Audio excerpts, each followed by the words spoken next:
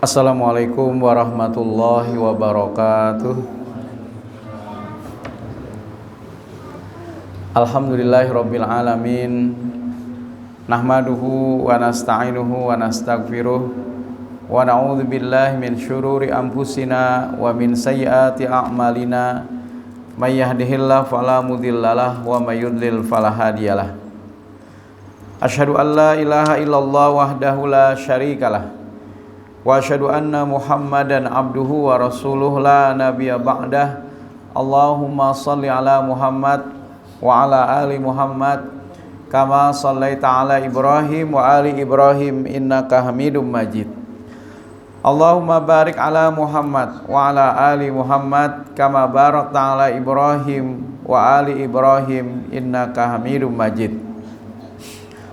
Fa qala Allah ta'ala a'udzu billahi minasyaitonir rajim. Ya ayyuhalladzina amanu taqullaha wa qulu qawlan sadida yuslih lakum a'malakum wa yaghfir lakum dzunubakum wa may yuti'illaha wa rasulahu faqad faza fawzan 'azima. Amma ba'du. Bapak-bapak, ibu-ibu hadirin wal hadirat jamaah salat maghrib rahimani wa rahimakumullah. Puji serta syukur marilah bersama-sama kembali kita panjatkan kehadirat Allah Subhanahu wa ta'ala atas limpahan segala nikmat dan karunia-Nya jualah sehingga kita diberikan kemudahan untuk bisa melaksanakan rangkaian ketaatan kita kepada Allah Subhanahu wa ta'ala. Mudah-mudahan ini akan menjadi titian bagi kita untuk bisa meraih husnul khotimah nantinya. Amin ya rabbal alamin. Salawat dan salam semoga senantiasa tercurah kepada Nabi kita Muhammad sallallahu alaihi wasallam beserta keluarga, para sahabat, tabi'in serta pengikut beliau yang senantiasa istiqomah menjalankan sunnah-sunnah makbulahnya hingga akhir zaman. Bapak Ibu sekalian yang dirahmati Allah, semua ajaran Islam adalah menjadi penting bagi kita semua. Dan Allah Subhanahu wa ta'ala telah menurunkan wahyunya, dan semua persoalan itu sudah ada penjelasannya. Baik itu ada yang secara global, ada juga yang secara rinci disebutkan di dalam Al-Quran. Tinggal bagaimana kalau itu persoalan-persoalan yang masih bersifat umum di dalam Al-Quran, terutama adalah dalam persoalan-persoalan muamalah, kita diberikan ruang untuk menggunakan akal atau juga melakukan ijtihad. Tetapi jikalau itu berkenaan dengan ibadah, maka tentu mengacu kepada dalil, baik itu apa yang diperintahkan oleh Allah atau apa yang dicontohkan oleh Rasulullah. Begitu juga halnya di dalam perkara penyelenggaraan jenazah misalnya, maka kita juga mengacu kepada apa yang disebutkan di dalam hadis Nabi Sallallahu Alaihi Wasallam. Dan perkara jenazah ini adalah merupakan fardu kifayah bagi kita semua. Kalau tidak ada yang menyelenggarakan, maka berdosa. Tetapi jikalau sudah ada yang menyelenggarakan, maka yang lain tidak terkena akan dosanya. Sehingga menjadi pelajaran penting bagi kita untuk juga menelaah bab-bab yang berkenaan dengan jenazah, baik itu dalam hal bagaimana seseorang ketika menjelang wafat misalnya, ketika orang ada yang mungkin diawali terlebih dahulu dengan sakit, bagaimanakah sikap yang dilakukan, atau juga ajaran-ajaran Islam memberikan arahan kepada kita semua. Iklannya di atas pula. Bapak Ibu sekalian yang dirahmati Allah, dan tentunya kita semua pun juga akan menjadi camat, Pak. Bukan kepala kecamatan, tapi calon mati. Nah, oleh karena itu tentu kita harus mempersiapkan. Karena dengan persiapan insya Allah kita akan meraih yang namanya kebaikan-kebaikan. Beberapa waktu yang lalu di masjid yang lain kita sudah membahas tentang apa yang mesti dilakukan oleh seseorang menjelang wafatnya jikalau Allah menimpakan kepadanya sakit. Nah, jadi kalau ada orang yang sebelum meninggal dunia ditimpakan oleh Allah sakit, maka hendaknya dia memiliki sikap ridho atau sabar dalam apa yang sudah ditetapkan Allah untuknya. Jangan dia berkeluh kesah, bahkan jangan sampai dia berputus asa dari rahmat Allah. Bisa jadi sakitnya itu adalah merupakan ampunan yang Allah berikan untuknya. Bersyukur Pak, Allah mengampuni dosa-dosanya kalau dia ridho di dalam sakitnya. Bahkan ada orang yang meninggal dunia mendadak, tidak ada sakit, tidak ada tanda-tanda. Nah, artinya apa? Dia tidak sempat bertaubat kepada Allah. Dia juga bisa jadi dosa-dosanya belum diampuni oleh Allah. Oleh karena itu bersyukur kalau seandainya ada orang yang Allah timpakan kepadanya untuknya sakit, maka dengan sakit itu mudah-mudahan kita tetap ridho di dalam apa yang Allah tentukan, Allah tetapkan. Bahkan dikisahkan ada seorang wanita dulu di zaman Nabi yang dia dimasukkan ke dalam surga nantinya bukan karena hanya perkara sholatnya, tetapi justru disebabkan karena sakitnya. Dia ridho terhadap sakit yang Allah timpakan kepadanya. Jadi jangan berharap kematian Pak. Ya Allah, ulun kada tahan lagi nah. Sakit yang begitu berkepanjangan sampai bisa jadi orang itu tidak bisa lagi bergerak, lumpuh misalnya.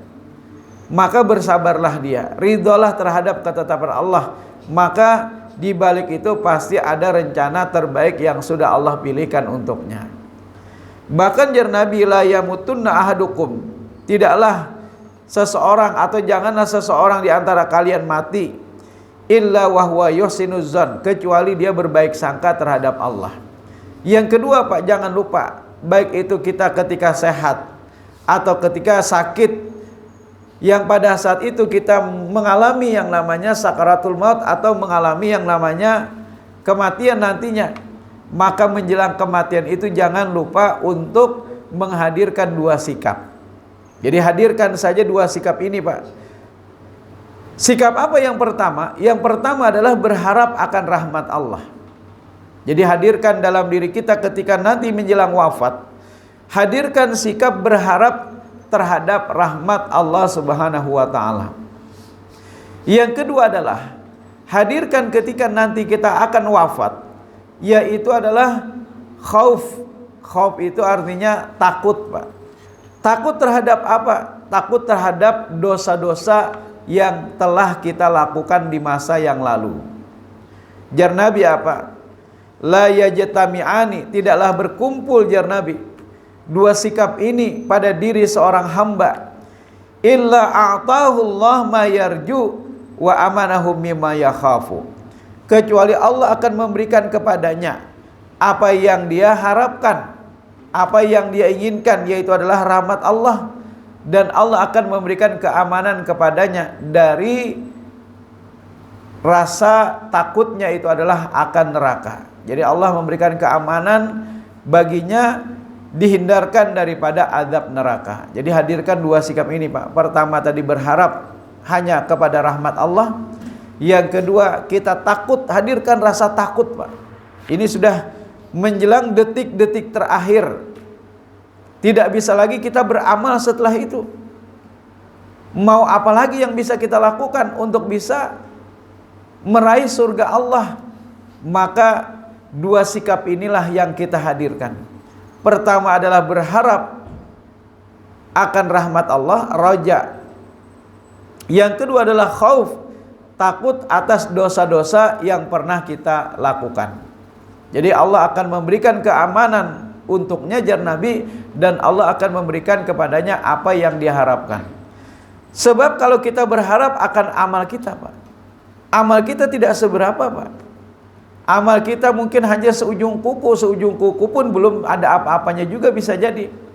Bisa jadi amal kita itu lebih kecil daripada atom. Atom aja sudah kecil Pak, partikel terkecil. Ini lebih kecil daripada atom. Bahkan ada orang yang mereka ketika dikisahkan telah beramal selama 300 tahun lamanya, Pak. Amun kita paling kan umur kita antara sitin wasab'in, antara 60 sampai dengan 70. Adakah di sini, Pak, yang lebih dari itu?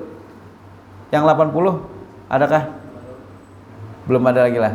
Nah, umur umatku jar Nabi antara 60 sampai dengan 70. Ini ada orang yang beramal 300 tahun lamanya, Pak. 300 tahun, bayangkan. Tetapi ternyata ketika dia meninggal dunia, Allah pun berkata kepada malaikat, wahai malaikat, tempatkan laki-laki ini ke dalam surgaku dengan rahmatku. Rupanya laki-laki ini protes, Pak. Sudah masuk surga, protes lagi. Protesnya apa, Pak? Ya Allah, ya Rabb, tidakkah dengan amalku yang sudah aku lakukan selama 300 tahun lamanya? Tapi kata Allah apa? Dengan rahmatku, kata Allah. Ternyata dia protes lagi, dengan amalku ya Allah. Akhirnya Allah pun meminta kepada malaikat, wahai malaikat, timbang amal yang sudah dia lakukan selama 300 tahun lamanya. Timbang, wahai malaikat. Ya timbangannya jangan pian bayangkan kayak timbangan dacing, gak ada, Pak. Ini timbangan khusus amal. Lalu ditimbanglah oleh malaikat 300 tahun amal yang sudah dilakukan oleh laki-laki tadi. Dengan apa, Pak? Dengan 2 nikmat mata yang sudah Allah berikan untuknya selama 300 tahun. Ditimbanglah oleh malaikat, ternyata lebih berat timbangan 2 nikmat mata yang sudah Allah berikan untuknya. Jadi tidak ada apa-apanya, bahasa kitanya. 300 amal yang sudah dia lakukan selama ini belum lagi sebanding dengan 2 nikmat mata yang Allah berikan untuknya. Belum lagi nikmat yang lain, Pak. Nikmat rizki, nikmat hidup, kita bisa bernapas, menghirup udara. Nikmat bakantut aja, Pak, karena ada bandingannya, Pak. Orang kada kau bakantut harus ke rumah sakit, ya kan? Nah, inilah ternyata amal kita itu tidak sebanding dengan nikmat surganya Allah. Jadi kita hanya berharap rahmat Allah untuk bisa meraih surga itu, Pak. Lalu ada orang yang mungkin berkira kalau begitu tidak perlu lagi beramal. Bukan begitu, Pak. Amal itulah yang menjadi penyebab turunnya rahmat Allah. Nah, yang penting kita sudah berusaha beramal. Ada orang yang mungkin mampu beramal banyak, ada orang yang mampu beramal tengah-tengah, ada orang yang mampu beramal sedikit demi sedikit, yang penting continue.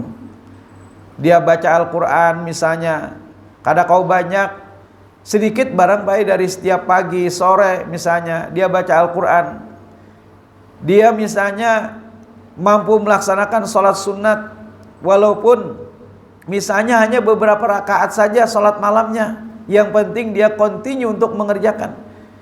Dia sudah berusaha maksimal, maka dengan usaha itulah Allah akan mencurahkan rahmatnya untuk kita. Nah, Bapak Ibu sekalian yang dirahmati Allah, kemudian selanjutnya adalah menjelang kematian, maka jangan lupa untuk berwasiat, Pak. Nah, jadi wasiat itu penting, Pak. Bahkan Allah Subhanahu wa taala menegaskan dalam surah Al-Baqarah ayat 180, kutiba alaikum idza hadara ahadakumul maut. Diwajibkan atas kalian, kata Allah. Diwajibkan, Pak. Apabila ada tanda-tanda datangnya kematian. Nah, salah satu tanda-tanda kematian itu apa, Pak? Sakit, Pak. Itu salah satu tanda-tanda datangnya kematian. Cuma kada semua orang juga, Pak. Jangan sampai misalnya pian mengunjungi kawan di rumah sakit, lalu pian bepadah lawan sidin, pinanya sudah ada tanda-tanda pang nih ya. Timbul sidin kada jadi ampi garing gara-gara pian mau ucapi kayak itu aja. Nah, jikalau ada tanda-tanda kematian, intaraka khair, dan dia meninggalkan harta. Harta ini tidak disebutkan banyak atau sedikit, yang penting dia punya harta. Maka Allah memerintahkan baginya al-wasiyah, berwasiatlah. Sebab wasiat itu mudah-mudahan nanti akan menjadi amal baginya. Sebab warisan itu belum tentu, Pak. Warisan itu adalah menjadi hak waris, sementara belum tentu menjadi haknya di akhirat kelak. Yang menjadi haknya itu adalah apa yang dia sedekahkan dari wasiat tersebut. Sementara yang namanya warisan itu belum tentu, Pak. Ya mudah-mudahan anak cucu kita ketika mereka menerima warisan dari kita nantinya, dia masih ingat dengan kita, lalu dia bersedekah, berinfak, dia niatkan atas nama kita, syukur, alhamdulillah kalau begitu, Pak. Tetapi misalnya ada sebagian mereka yang tidak ingat lagi terhadap diri kita, maka mudah-mudahan wasiat yang telah kita ucapkan atau telah kita tuliskan menjelang kematian itu, mudah-mudahan itu akan menjadi tabungan bagi kita di akhirat kelak. Nah, ini penting bagi kita untuk berwasiat, Pak. Jadi mudah-mudahan itu akan menjadi tabungan bagi kita. Mudah-mudahan juga nanti keturunan kita menjadi keturunan yang soleh dan solehah. Amin ya rabbal alamin. Mereka berinfak, bersedekah dengan mengatasnamakan diri kita. Jadi ada 4 amal yang pahalanya itu masih bisa mengalir, Pak.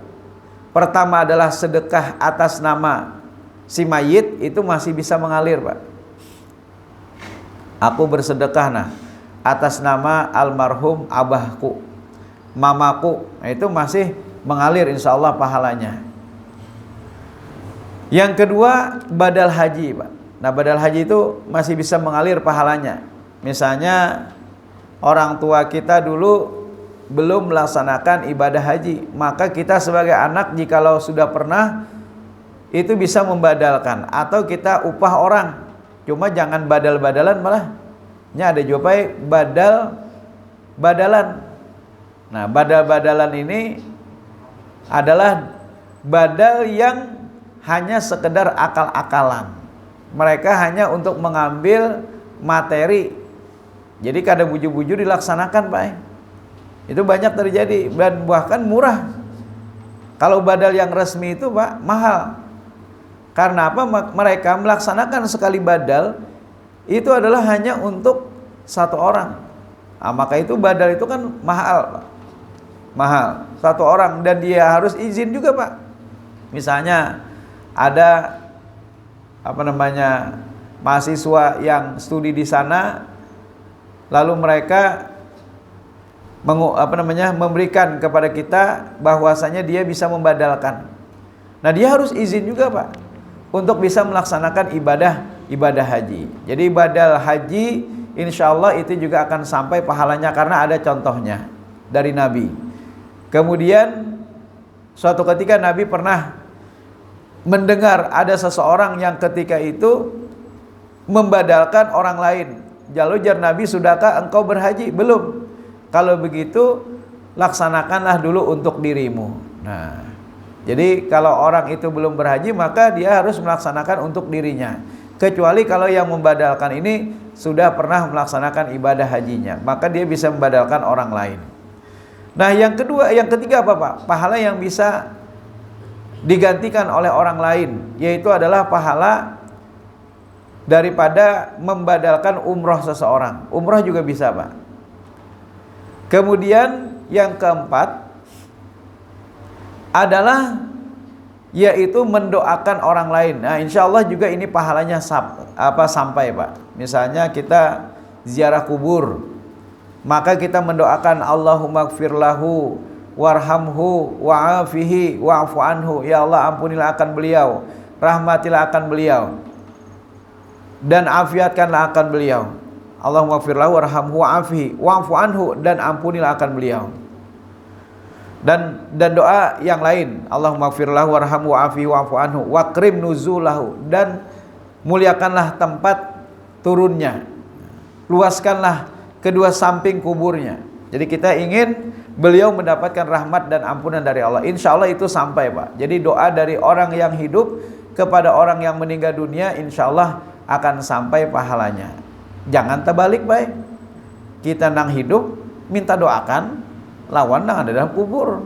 Nah itu. Jadi justru kita yang hidup mendoakan orang yang ada di dalam kubur tersebut dengan doa Allahumma gfir lahu dan seterusnya. Kalau kada hafal ya cukup dengan 3 tadi, Allahumma gfir lahu warhamhu wa'afihi wa'fu anhu, cukup, Pak. 4 hal tadi. Tapi kalau kita hafal misalnya sebagaimana doa yang sering kita ucapkan ketika salat jenazah. Allahumma abdilhu daran khairan min darihi wa ahlan khairan min ahlihi wa zaujan khairan min zawjihi dan seterusnya. Allahumma la tahrimna ajrahu dan seterusnya. Kemudian ada juga doa yang lain. Misalnya Allahumma gfir li hayyina wa mayyitina wa syahidina wa ghaibina dan seterusnya. Jadi ada beberapa macam doa-doa yang bisa kita panjatkan ketika salat jenazah. Nah, doa itulah yang juga kita panjatkan ketika kita ziarah kubur. Jadi doa dari seseorang yang masih hidup kepada orang yang sudah meninggal dunia, insya Allah pahalanya itu akan sampai. Tapi kalau salat ini Pak tidak sampai Pak. Misalnya kita mengerjakan sholat tapi kita niatkan untuk orang lain, itu tidak sampai. Pahala sholat itu adalah untuk diri kita sendiri. Nah Bapak Ibu sekalian yang dirahmati Allah, jadi berwasiat ini insya Allah akan sampai pahalanya. Sekalipun misalnya nanti wakaf misalnya, itu juga akan mengalir pahalanya sekalipun kita sudah meninggal dunia.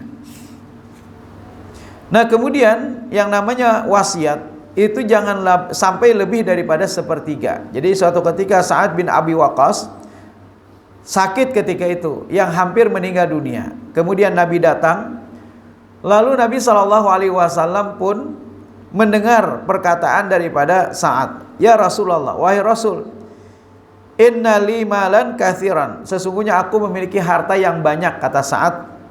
Walaysa yarithuni illa natun li, dan tidak ada yang mewarisiku wahai Rasul kecuali hanya satu orang anak perempuan saja. Aku punya anak satu saja, yaitu perempuan. Fa usi bi thulutsai mali, apakah aku boleh berwasiat dengan 2/3 daripada hartaku? Jar Nabi, jangan. 1/3 daripada hartaku, naam ya Nabi. 1/3 itu pun juga sudah banyak. Jadi 1/3 itu sudah maksimal Pak. Karena apa? Karena ada hak waris baik. Jangan sampai kita menyakiti hak waris karena ada ketentuan hak waris. Maka itu kita boleh berwasiat itu hanya 1/3 saja dari seluruh harta warisan kita. Bahkan Ibnu Abbas pernah berkata, aku lebih suka jikalau orang-orang itu berwasiat dari 1/3 menjadi 1/4 saja, jar Ibnu Abbas. Jadi mengurangi daripada 1/3 wasiatnya. Itu lebih aku sukai, kata Ibnu Abbas. Nah kemudian selanjutnya adalah berwasiat itu boleh juga di luar daripada harta Pak. Nah, jadi boleh juga kita berwasiat selain daripada harta. Tetapi tidak boleh pada perkara-perkara yang diharamkan Pak. Ada boleh. Misalnya begini, berwasiat untuk tidak memberikan hak kepada ahli waris, itu kada boleh Pak. Misalnya kita punya beberapa anak, lalu kita menyatakan aku hanya ingin memberikan kepada anakku yang pertama, misalnya sebelum meninggal dunia. Maka wasiat yang bertentangan dengan hukum Allah itu bisa dibatalkan. Jadi tidak mesti kita yang masih hidup yang menjadi ahli waris mengikuti apa yang abah atau mama wasiatkan. Karena apabila wasiat itu bertentangan dengan hukum Allah, maka wasiat itu bisa dibatalkan Pak. Itu boleh hukumnya. Walaupun orang tua tadi sudah berpadah, seluruh hartaku untuk anak yang pertama misalnya. Padahal kan masih ada anak yang kedua, ketiga yang mereka juga memiliki hak warisnya. Jadi apabila wasiat tersebut haram hukumnya, maka boleh kita membatalkannya. Kemudian selanjutnya adalah wasiat tidak boleh menyimpang daripada hukum Allah.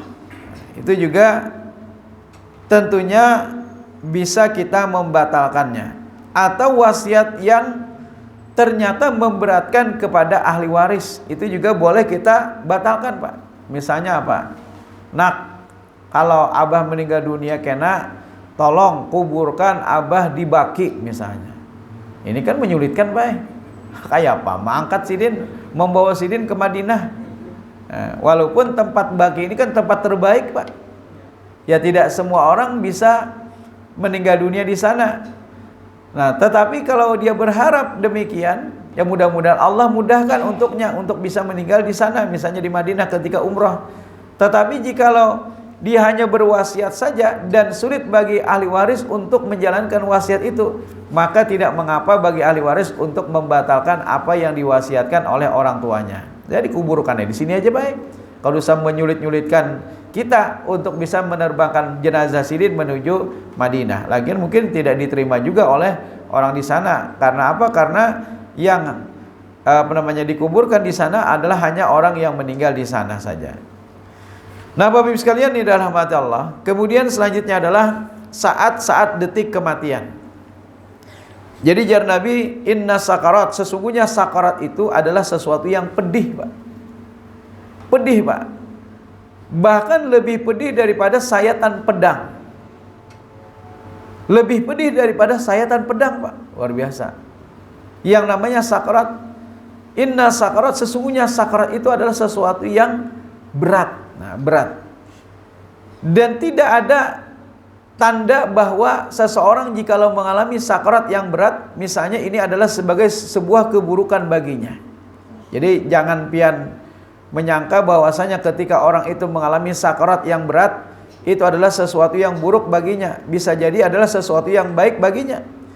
Bahkan jangankan kita, Rasulullah SAW saja ketika beliau mengalami sakarat, beliau sampai berkeringat di kening beliau. Bahkan kalau ada keringat, Pak, ketika ada orang meninggal dunia di kening, itu salah satu tanda husnul khotimah insyaallah. Jadi kalau pian melihat ada orang meninggal dunia ternyata ada keringat, keringat di keningnya, Pak, maka insyaallah orang itu meninggal dunia dalam keadaan husnul khotimah.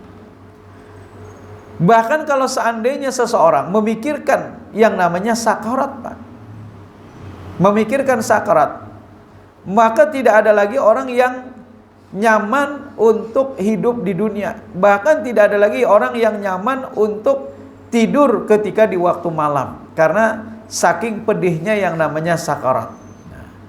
Ya tentunya kabar dari Nabi SAW ini adalah merupakan kabar yang benar. Dan kita pun juga berharap mudah-mudahan Allah memudahkan kita ketika nanti sakarat. Nah, Bapak Ibu sekalian yang dirahmati Allah, yang terpenting adalah bagaimana kita bisa meraih husnul khotimah. Dan ini tergantung kepada amal. Tanda-tanda husnul khotimah lainnya itu apa, Pak? Dia mampu untuk mengucapkan la ilaha illallah. Maka itu jar Nabi, lakinu mautakum la ilaha illallah. Talkinkan, ajari, tuntun jar Nabi orang yang akan meninggal dunia. Jadi orang yang akan meninggal dunia itu dituntun untuk apa, Pak? Untuk mengucapkan kalimat la ilaha illallah. Jadi pian kalau menyaksikan ada orang yang akan meninggal dunia itu, tolong dibisikkan, Pak, di telinganya la ilaha illallah. Jangan pian abut macam-macam. Ini misalnya harta pian kayak apa misalnya betakun macam-macam, Pak. Atau mungkin juga yang menjadi bingung orang itu menjelang sakarat nanti, yang sebelah kanan mengajari la ilaha illallah, yang sebelah kiri mengajari al-fatihah, Pak. Macam-macam nih nang diajari kanan kiri, di bawah juga, di atas kepala. Bingung, nah hendak meninggal dunia mau ucapkan apa juga aja sih, Din. Nah, jadi satu-satunya kalimat thayyibah yang diajarkan oleh Rasulullah SAW menjelang wafat itu adalah la ilaha illallah. Sebab jar Nabi, man kana akhiru kalamihi la ilaha illallah dakhalal jannah. Barang siapa yang di akhir hayatnya dia mengucapkan kalimat la ilaha illallah, maka niscaya dia masuk surga, Pak. Tapi kada semudah membalikan telapak tangan, Pak. Walaupun kalimat itu singkat, tetapi tidak semua orang mampu untuk meraihnya. Sebab ada cerita, dikisahkan orang ini kebetulan beliau petugas di salah satu rumah sakit, Pak. Beliau ini pasti dikabari oleh pihak rumah sakit ketika ada pasien yang akan meninggal dunia. Lalu beliau pun datang untuk mengajari, mentalkin dengan kalimat la ilaha illallah menjelang kematian orang tersebut. Tapi kata beliau bercerita dari survei hitungan yang beliau selama ini temui dari 1000 orang itu Pak, ternyata hanya 70 orang Pak yang mampu mengucapkan kalimat thayyibah tersebut. Berarti ini adalah sesuatu yang berat bagi kita. Walaupun mungkin kita dihadapkan tulisan di hadapan kita la ilaha illallah, belum tentu. Itu semua ternyata tergantung kepada amal kita. Amallah yang akan menentukan apakah kita mampu untuk meraih hal tersebut. Maka itu innamal a'malu bil khawatim janami. Sesungguhnya amal itu tergantung kepada akhirnya. Jadi sering-sering juga kita mengucapkan la ilaha illallah dalam hidup kita, dalam zikir kita. Amal kita juga yang akan mengantarkan kita untuk bisa mudah mengucapkan kalimat thayyibah tersebut. Nah, Bapak Ibu sekalian yang dirahmati Allah. Kemudian kalau orang itu sudah meninggal dunia, maka biasanya matanya terbelalak. Karena itu adalah sesuatu yang normal. Jar Nabi, inna ruh idza qubida tabi'ahul basar. Sesungguhnya ruh itu ketika dicabut itu akan diikuti oleh matanya Pak. Dari bawah dicabut, maka itu yang dingin itu batis dulu Pak. Biasanya orang anak meninggal dunia itu batis dingin dulu. Nah dicabut dari kaki sampai dengan ubun-ubun. Ketika di atas ubun-ubun itulah ruh akan berpisah daripada jasad kita dan diikuti oleh mata kita Pak. Jar Nabi, inna ruh idza qubida tabi'ahul basar. Sesungguhnya ruh apabila dicabut itu akan diikuti oleh matanya. Maka itu mata orang meninggal dunia itu terbuncilak Pak. Artinya menceleng ke atas. Nah ini jangan pian pada akan mati jadi hantu Pak. Ini timbulnya pindah menceleng bana sidin, takutan aku jangan. Jadi itu sesuatu yang normal Pak, sesuatu yang wajar. Tinggal kita tutup mata beliau kalau beliau sudah meninggal dunia. Jadi tutup matanya, kemudian katup mulutnya dengan menggunakan kain biasanya. Lalu tutup jenazahnya. Nah ini. Nah Bapak Ibu sekalian yang dirahmati Allah. Kemudian selanjutnya adalah bagi kita yang hadir ketika itu atau bertakziah ke tempat orang yang sudah meninggal dunia, maka yang kita lakukan apa Pak? Biasanya kan kita tetangga, kawan itu bertakziah. Ini adalah ajaran Rasulullah SAW. Bertakziahlah. Silahkan kita bertakziah. Itu adalah bagian daripada ajaran Nabi SAW. Cuma jangan hanya sampai di situ. Apalagi sekedar bepandiran di muka rumah, berokokan misalnya di muka rumah. Ya kan biasanya datang ke rumah orang meninggal dunia, bepandiran aja kita. Macam-macam masalah politik lah, apa-apa non pandirakan. Nah kalau bisa Pak, pada saat kita hadir takziah itu doakanlah. Nah, doakan si mayit. Mau di hadapan jenazahnya silakan. Di luar pun juga kalau misalnya orang di dalam banyak, nah aku kada kau masuk, di luar aja misalnya. Silakan doakan si mayit Pak. Karena sesungguhnya jar Nabi, malaikat-malaikat yang ada di sekitar, idza hadartumul marid, apabila kalian itu mendatangi orang yang sakit, awil mayyit, atau juga orang yang sudah meninggal dunia, faqulu khairan, maka ucapkan oleh kalian perkataan yang baik. Maksudnya perkataan baik ini doa Pak. Jadi yang dimaksud perkataan baik ini doa maksudnya. Fa innal malaikah, karena sesungguhnya para malaikat itu yu'aminu ala ma taqulun, mengaminkan apa yang kalian ucapkan Pak. Nah jadi malaikat itu akan mengaminkan. Malaikat yang ada di sekitar jenazah itu akan mengaminkan. Kalau itu diaminkan oleh malaikat, maka pasti mustajabah Pak. Pasti Allah akan kabulkan. Maka untuk bisa memberikan manfaat bagi si mayit itu adalah mari sama-sama kita doakan Pak. Doa sendiri-sendiri silakan. Doa misalnya kita pada saat takziah berombongan, lalu kita mendoakan salah satu, yang lain mengaminkan silakan.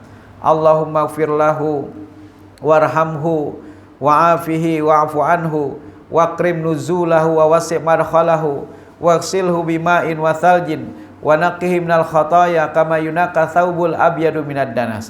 Allahumma abdilhu daran khairan min darihi wa ahlan khairan min ahlihi wa zawjan khairan min zawjihi wa qi fitnatal qabr wa adzabah. Allahumma ighfir li hayyina wa mayyitina wa syahidina wa ghaibina wa dzakarina wa unsana. Allahumma man ahyaitahu minna fahi 'alal Islam wa man tawaffaitahu minna fatawaffau 'alal iman. Dan doa-doa yang lainnya silakan untuk dipanjatkan bagi si mayit, Pak. Jadi yang diajarkan oleh Rasul ketika kita hadir takziah itu adalah doa. Malaikat akan mengaminkan apa yang kita doakan. Nah, Bapak Ibu sekalian yang dirahmati Allah, bukan dengan membacakan ayat-ayat Al-Quran, Pak. Jadi di hadapan jenazah itu bukan membacakan ayat Al-Quran, doa yang paling diinginkan oleh si mayit agar Allah mengampuni dosa-dosanya. Maka itu malaikat yang ada di sekitar jenazah itu akan mengaminkan, Pak. Nah, jadi bukan dengan membaca yang namanya Al-Quran. Membaca Al-Quran itu kan momennya lain.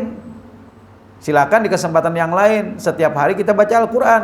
Pagi, siang, sore, malam kita baca Al-Quran. Tetapi khusus di waktu kita takziah itu adalah yang paling diharapkan oleh si mayit itu adalah doa dari kita yang bertakziah. Dia berharap akan doa kita supaya Allah mengampuninya, supaya Allah memberikan rahmat, curahan rahmat untuknya. Bahkan riwayat yang menyebutkan tentang membaca surah Yasin di hadapan jenazah atau ketika dikubur ternyata riwayatnya dhaif, lemah, Pak. Nah, jadi ketika itu doa itu yang paling diharapkan oleh si mayit. Kalau misalnya kada hafal nang panjang, Pak, cukup Allahumma ighfir lahu warhamhu wa'afihi wa'fu anhu, sudah. Nah, cukup sampai di situ aja kalau misalnya kada hafal. Nah, insya Allah Allah akan mencurahkan rahmat ampunan bagi si mayit. Karena malaikat akan mengaminkan apa yang diucapkan oleh kita yang hadir ketika itu. Bahkan tidak mengapa bagi seorang muslim menghadiri kematian orang-orang non-muslim. Nah, tapi jangan sampai menuju ke arah doa. Nah, jadi hanya dalam hubungan muamalah sesama manusia. Misalnya ada tetangga kita, kebetulan tetangga kita ini non-muslim, Pak. Ketika dia sakit, silakan kita kunjungi. Ketika dia meninggal dunia, silakan untuk kita datangi juga takziah. Tetapi hanya dalam rangka muamalah. Muamalah itu artinya hubungan antara sesama manusia. Jangan sampai mencampur adukan antara ibadah, Pak. Doa itu kan ibadah. Jangan sampai di hadapan jenazah sidin yang non muslim, misalnya sidin sudah bepeti misalnya, bejas dan segala macamnya, pian Allahumma ighfir lahu misalnya. Ini salah kaprah, Pak. Jadi jangan sampai pian mendoakan beliau. Karena apa? Karena sudah berbeda akidah. Lakum dinukum waliyadin. Bagimu agamamu, bagiku agamaku. Tapi kalau dalam urusan muamalah silahkan. Bahkan misalnya anaknya muslim, orang tuanya non muslim. Nah, anak bakti terhadap orang tua tetap. Nah, kalau orang tuanya masih hidup, anak tetap mendoakan, ya Allah berikan hidayah untuk orang tuaku. Tapi ketika orang tuanya sudah meninggal dunia, masih dalam keadaan non muslim, maka pada saat itu sudah terputus yang namanya doa. Dia tidak ada lagi kesempatan untuk mendoakan semoga mendapatkan ampunan, rahmat. Tidak ada lagi, karena apa? Berbeda agama. Tapi kalau dalam urusan muamalah silakan dia datang, kemudian ikut bersedih atas meninggalnya bapaknya juga misalnya. Tidak sempat untuk mendapatkan hidayah dari Allah, silahkan bersedih. Tetapi hanya dalam lingkup muamalah saja.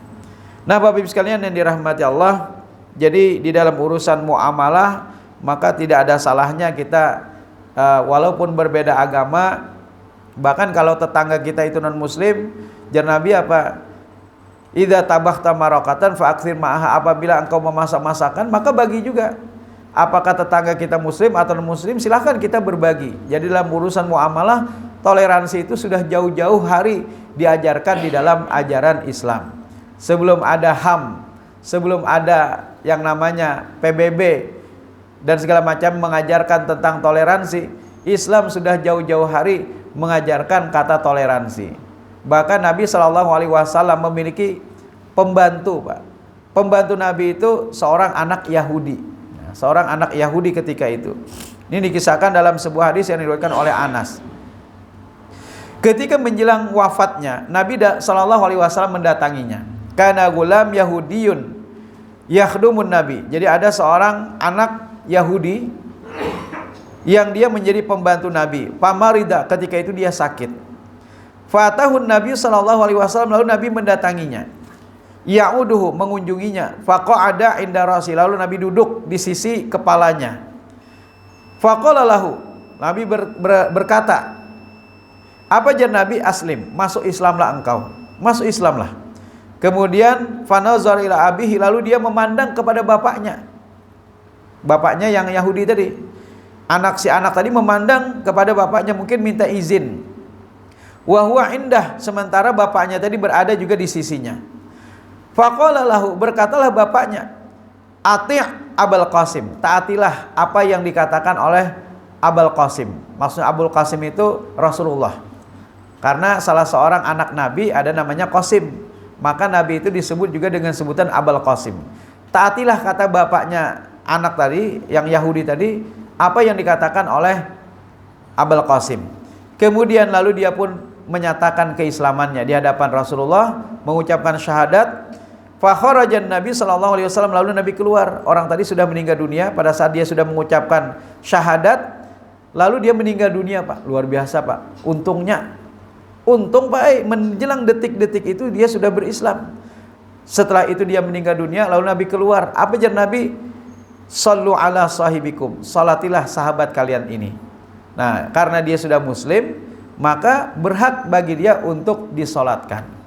Nah, jadi beruntung benar, Pak. Belum sempat lagi melaksanakan ibadah sholat, puasa, dan ibadah-ibadah lainnya, ternyata dia sudah masuk surga dengan hanya gara-gara dia mengucapkan syahadat. Nah, mudah-mudahan kita pun juga demikian mendapatkan rahmat dari Allah Subhanahu wa taala. Amin ya rabbal alamin. Subhanakallahumma wa bihamdika asyhadu an la ilaha illa anta astaghfiruka wa atubu ilaik. Wassalamualaikum warahmatullahi wabarakatuh.